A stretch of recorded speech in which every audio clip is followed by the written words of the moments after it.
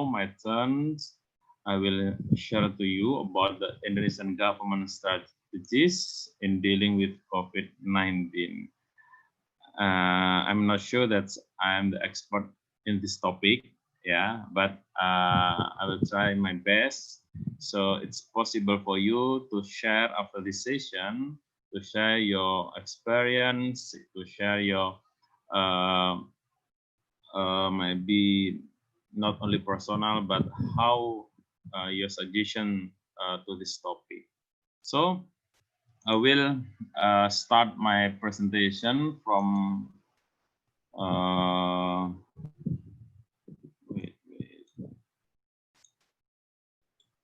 full screen, yeah, from how Indonesian government respond to COVID in the early of this case is coming, yeah.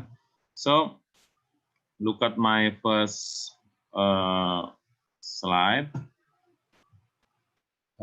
It takes a few time.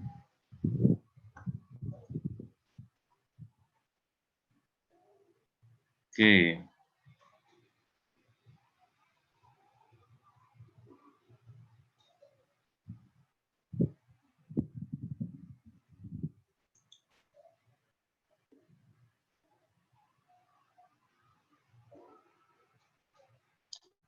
Sorry. Okay. In the early of this case, Indonesian governments represented by Indonesian ministers respond COVID-19. I mean, maybe around February 2020. They respond not with a policy but with a joke. Yeah. For example, the Minister of Health Affairs say that prayer is one of the reason why Indonesia is free from COVID-19. Yeah, this is a minister. If ulama or the Muslim scholar, they respond with that a prayer, doa is the best way. I'm not problem with that, but he is the minister of the government of the state. Yeah, they respond not with a policy, but like with I said a joke. Yeah, that is the Minister of Health Affairs, and also the Minister of Transportation. Yeah, said that Corona cannot enter to Indonesia. Yeah, because Indonesian people eat what we call as nasi kucing. Yeah, this is street food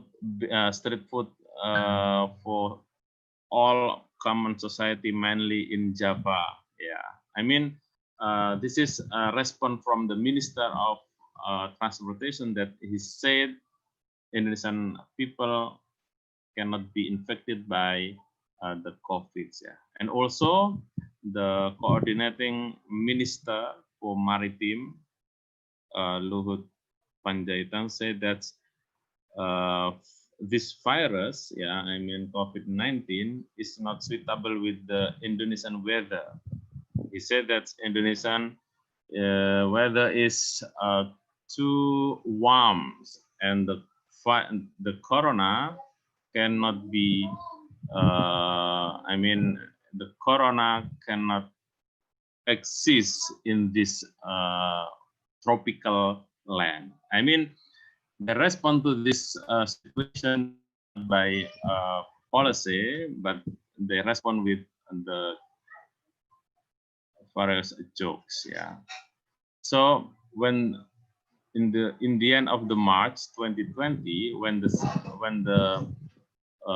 DKI Jakarta province demand to the central government on the local lockdown, however, the central government rejected this demand. It means because the Jakarta is the state capital, and a lot of case, yeah, start from this province. So the governor demanded to the central government on the local lockdown, the local quarantine, but the central government rejected. So the impact is a lot of Jakarta from a lot of people from Jakarta are spreading, we're spreading to different cities, districts, from Jakarta to Sumatera, from Jakarta to Kalimantan, to other regions in Java Islands, and in spreading to eastern Indonesia. So the virus also are spreading. So this is the impact from the rejection of the central government to the provincial demand on local lockdown. So this is the impact of COVID to Indonesian society. The first, what Professor Halimah said about the fragile people. In Indonesia, a lot of fragile people are infected by the coronavirus. A lot of fragile people lose their jobs mainly in the tourism or travel sectors, like Grab, project, industrial workers, and so on. So a lot of them, So sometimes they are getting stressed and they need a new jobs to still survive. So a lot of people, because Indonesia consists more than 260 million people, Then this is the impact in the local regions, because the central government rejected the policy of lockdown, not like in Malaysia. So a lot of village, decided to make a local lockdown, So a lot of local lockdown in the grassroots, in the village level, or even sub-village, across the country. So a lot of them. This is just some examples, how they write on the poster and then block the main street, so the people cannot activate their activities. This is have a lot of problem, On the one hand, they will safeguard their society, their community, but on the other hand, they cannot activate their daily activities, going to market, going to office, and so on and so forth. That is the problems from local lockdown, mainly village and sub-village level.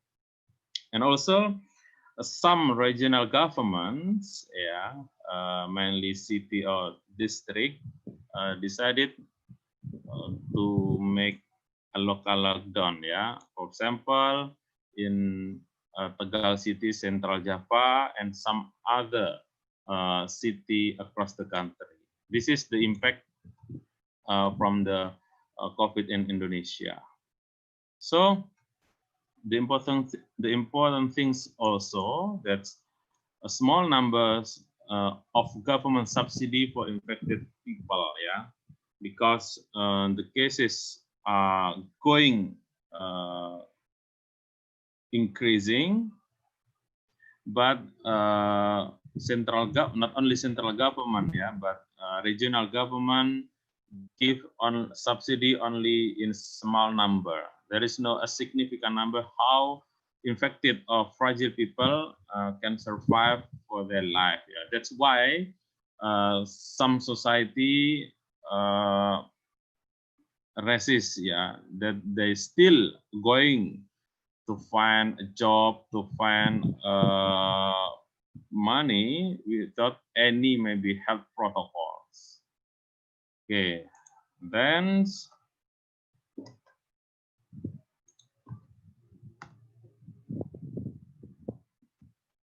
okay, maybe I think it's same, around the globe, that various doctors and health officers died due to COVID-19. Yeah, in Indonesia, right now the numbers is still going on. I mean, in some days ago, the doctors in Yogyakarta also died because of the COVID. So the numbers,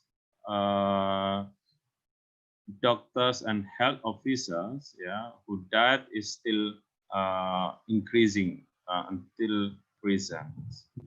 This is some name of the doctors, yeah, not only in Java but also outside the Java Islands, yeah. So they are the real troops of for the for this situation. Okay. Then a lot of local government leaders, yeah, and public figures died due to COVID-19, yeah. For example, this is deputy mayor in Tanjung Pinang and Morowali Utara died due to positive in corona, yeah, vice mayor, and also deputy mayor Waikanan in Lampung, Sumatera province died due to positive of COVID. And also, in the other hand, Muhammad Najih, yeah, this is the econom, yeah, Indonesian econom. He is a rich man, yeah, from Surabaya. I mean, this virus, in fact, not infected not only maybe poor people, but also rich people. I mean, from the men who have a lot of anything, but they are possible to be infected by this virus. Yeah. So because a lot of people in Indonesia still don't believe that this virus is exists. So a lot of problems in society because some of them didn't believe that the virus is exists. Yeah. Okay, the medical workers are the real troops in dealing with COVID-19. Then this is the facts how Indonesian government strategies in dealing with COVID-19. So in the early of this case, Indonesian government and also society inside campaigns stay at home. Stay at home maybe for 1 week, 2 weeks, 3 weeks. That's no problem. But stay at home for a long time, it has a lot of problem for them. They have no social activities because a human is a social creature. They need a lot of activities and stay at home, not a solutive way for people who only stay at home forever. So the second, this is how Indonesian government strategies in dealing with the COVID. Also, a lot of interest group demand to take lockdown. I mean, they demand to the central government. The central government does not desire to take lockdown, but just a regional quarantine. I mean, like ED Indonesia, ED ya, Asosiasi Dokter Indonesia demand to the president that Indonesia should take lockdown, but the central government still rejected this. I mean, this demand because I don't know. This is more economical consideration rather than health considerations. Furthermore, central government applies what's so-called as large-scale social restriction or PSBB for society. The next one, the central government classify the regional territory based on the category green zone, red zone, and the black zone. The next one, how the central government deal with this situation. The central government creates a regulation on COVID-19 which allows the government has a big authority to govern COVID-19 issues. Okay, but a lot of problem in this regulation, yeah, on COVID-19. Okay, so this is the development of COVID-19 case in Indonesia for 20 August 2020, according to the source covid19.go.id. Okay, so right now, this is according to WHO, yeah, for 22 June 2020, that Indonesia, and I believe until today, Indonesia is still on the top case in Southeast Asia. Yeah, this is for 2020 June 2020. The confirmed case is more than 45,000. Yeah, and also confirmed new case. Yeah, at 162, and the deaths right now maybe more than 2,000, yeah, 2,000 and half, yeah. This is the case, the confirmed case in Indonesia, and the second one, Singapore, Malaysia, Thailand, and so on. I believe that because of Indonesia has a lot of the largest population in Southeast Asia, of course, the case is increasing. That is the case in Southeast Asia. So this is the data per 20 August. The confirmed case right now is 144,000. This is a confirmed case, and right now still in treatment. The confirmed is almost 40,000, but a lot of them, yeah, already done with the case. I mean, they are right now they are infected, but right now they are already done. They are healthy, and there are almost 100,000. But however, the number of the death is a lot of them, more than 6,000. Yeah, this is per 22 August. In Indonesia, the highest case of the COVID right now is still Jakarta, yeah, from the first time, and the second rate is East Java, and so on and so forth, still in Central Java, and then South Sulawesi. The next one is East Java, and so on. So this is how the case of the COVID is spreading in Indonesia per province. Yeah.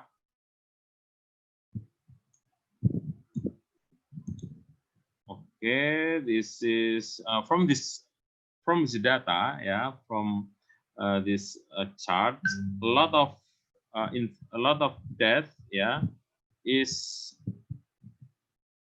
up to above 60 years old, yeah, from this graphics, because this is the people who have infected, most of them is above to 60 years old, yeah, but the possible to be healthy again after the infected cases is between 31 and 45. This is a good immune, yeah, of the human in Indonesia. This is the data from the COVID-19. So, okay, now the problem and challenges of a new normal policy. So, Indonesia around June 2020 decided to make a new normal policy, but for me, the new normal policy like a circus policy.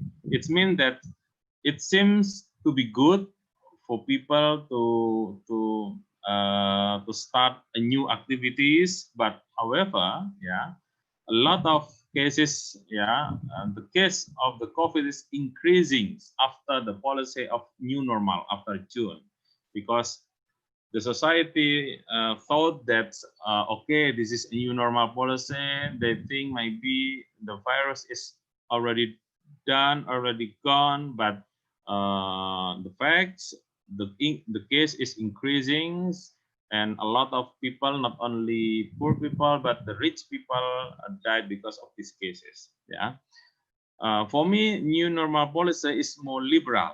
I mean, market oriented rather than health considerations. I mean, because of maybe, yeah, the government thought that economic sector is inactive because of this COVID. So, new normal policy with applying health protocol, yeah, is better how to start in a new situation, but the fact and the case is increasing. Yeah. Next one, central government did not consider mainly from medical association suggestions. They just consider that economic consideration is more better rather than health consideration from medical association. Tourism sectors are open again for public. The number of COVID is increasing, whether in educational institution cluster, industrial cluster, or government institution cluster. No subsidy or facility for rapid test, swab test, PCR, and the like, yeah, because each citizen should pay by own self. Yeah, there is no subsidy from the government. But Indonesian people, this is about the behavior, yeah. Indonesian people do not follow the health protocol and procedure because most of them still don't believe that this COVID is exists. Yeah, they maybe say that the virus is nothing. So why we still live maybe with the health protocol, the social distancing? Some of them even in my neighbor, yeah,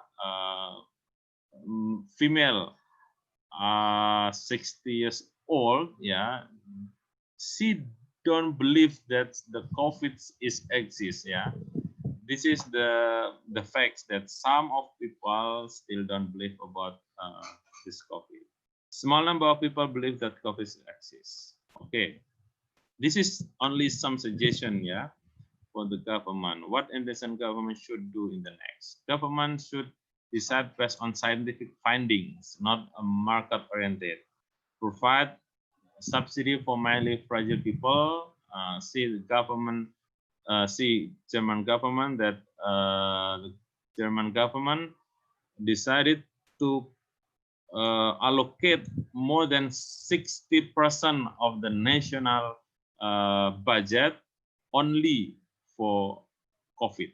Yeah, give a penalty for society who did not follow the protocol. Yeah, maybe like in India. Yeah, there is an officer to control this situation because the society did not follow the regulation. They do not based on the protocol, health protocol. Yeah, it's time for the government to demonstrate its real power, yeah, to handle this situation.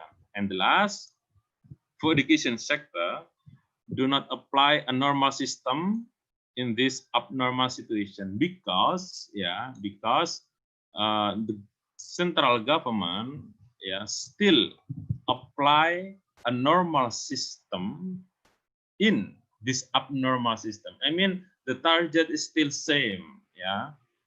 However, maybe, for example, if in elementary or in secondary school, yeah, if the target is 100, please decrease from 100 maybe 50%, yeah, because according to a lot of experience, parents who uh, live in his own their own children, they are getting stressed to supervise the children, because they are to be the real teacher, how to teach his or her childrens, and how to make a target every day. That's the problem for our education. So do not apply a normal system in this